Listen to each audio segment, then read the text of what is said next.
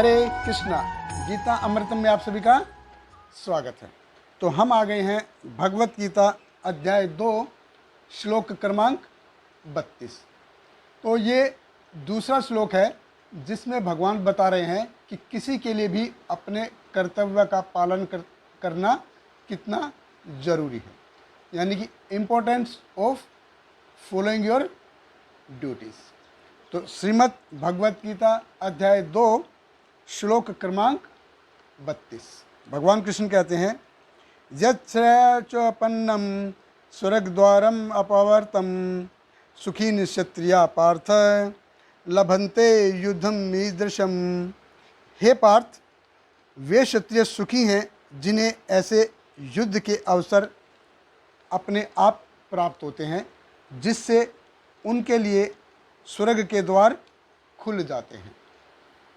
तो भगवान कृष्ण बता रहे हैं कि क्षत्रिय के लिए कितना मौका मिल चाहिए उनको कि जो भी उधर मरेगा, क्षत्रिय जो भी युद्ध के मैदान में मरेगा उसके लिए स्वर्ग के द्वार खुल जाएंगे। पिछले श्लोक में जैसे बताते हैं कि वो सूर्य लोक में जाएगा, तो भगवान कहते हैं, इस श्लोक में कहते हैं भगवान, सुखिना क्षत्रिय पार्थ लभन्ते युद्धम ईदृशम, कि जिसको लड़ाई का अवसर मिलता है, जिस भी क्षत्रियो को युद्ध करने का अवसर मिलता है वो सुखी है। यानी कि क्षत्रिय के लिए उसमें कितना सुख है कि उसको युद्ध में जाने का मौका मिल रहा है। तो क्षत्रिय वो बड़े भाग्यशाली होते थे जो युद्ध के मैदान में मरते थे, या युद्ध, अभी क्षत्रिय हमेशा वो युद्ध का कोई ना कोई बहाना ढूंढते थे। उनकी दिली इच्छा रहती, तमन्ना रहती थी किसी भी क्षत्रिय की कि वो युद्ध में मरे। जैसे किसी साइंटिस्ट की है, अगर कोई साइंटिस्ट है तो उसकी दिली तमन्ना क्या है कि उसको कभी ना कभी नोबेल प्राइज़ मिले। कोई कलाकार है, फिल्मी कलाकार है या कोई भी है, तो उसकी दिली तमन्ना रहेगी कि उसको ऑस्कर अवार्ड मिले।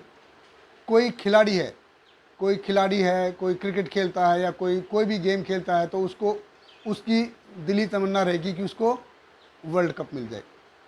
तो ऐसे ही किसी भी क्षेत्र में जिसकी भी किसी न कोई उसकी दिली तमन्ना रहती है। तो क्षत्रिय की भी दिली तमन्ना रहती थी कि वो युद्ध पे मरे। तो किसी भी क्षत्रिय की जो सुंदरता कैसे देखी जाती थी, उसके मुखड़े से नहीं कि वो कितना सुंदर दिखता है, वो नहीं, कि उसकी छाती पे कितने घाव हैं, लड़ाई के मैदान में कितने घाव हैं उसके शरीर पे, उससे उसकी सुंदरता देखी जाती थी। तो किसी क्षत्रिय को कितना प्राउड होता था अपने आप के ऊपर कि मेरे शरीर पे इतने घाव हैं। तो ये कलयुग की बात नहीं हो रही है, ये कलयुग से पहले की। तो कलयुग में हम क्या है कि हमारा स्तर सबसे नीचे चला गया, लो, शूद्र जैसे हैं हम कलयुग में। कलो शूद्र संभव, कलयुग में हम सारे शूद्र जैसे हैं। तो पराशर स्मृति में जैसे बताते हैं, व्यासदेव जी बताते हैं, पराशर जी कहते हैं, क्षत्रिय हुई प्रजा रक्षणम शस्त्रपाणी प्रदंडयन निर्जित्य प्रसन्यादि शितिम धर्मेण पालेत। कि क्षत्रिय का धर्म है कि वह सभी कलेशों से नागरिकों की रक्षा करे, इसलिए उसे शांति तथा व्यवस्था बनाए रखने के लिए हिंसा करनी पड़ती है। अतः उसे शत्रु राजाओं के सैनिकों को जीत कर धर्मपूर्ण संसार पर राज्य करना चाहिए। तो क्षत्रिय को लड़ाई का मौका मिलना चाहिए, तो क्षत्रिय का ये धर्म होता है। तो भगवान कृष्ण अर्जुन को यही बोल रहे हैं कि हे अर्जुन, तुम अपने मन की कमजोरी के कारण अपने धर्म का पालन करने में असमर्थ हो रहे हो।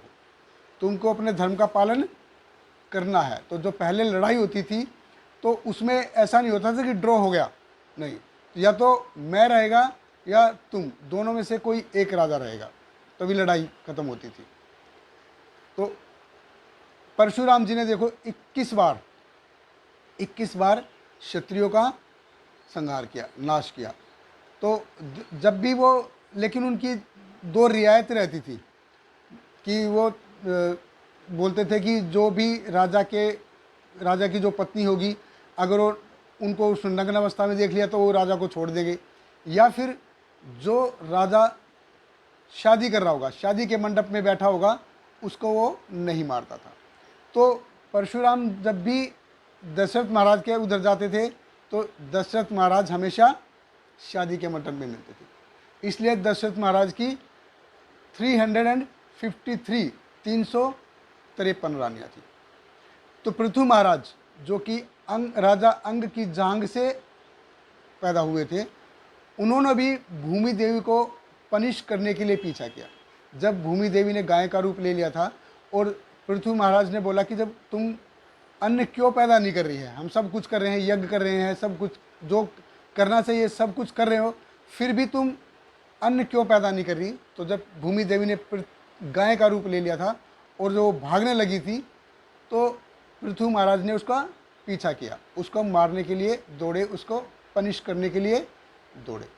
फिर गाय माता ने बताया कि क्यों मैंने अन्न छुपा लिया था, और फिर बाद में उसने अन्न देना शुरू कर दिया था। तो एसेंस ये है, सार ये है कि हमको अपने धर्म का पालन करना चाहिए। तो जो भी धर्म का पालन नहीं करेगा वो पनिश किया जाएगा। बहुत बहुत धन्यवाद। हरे कृष्णा।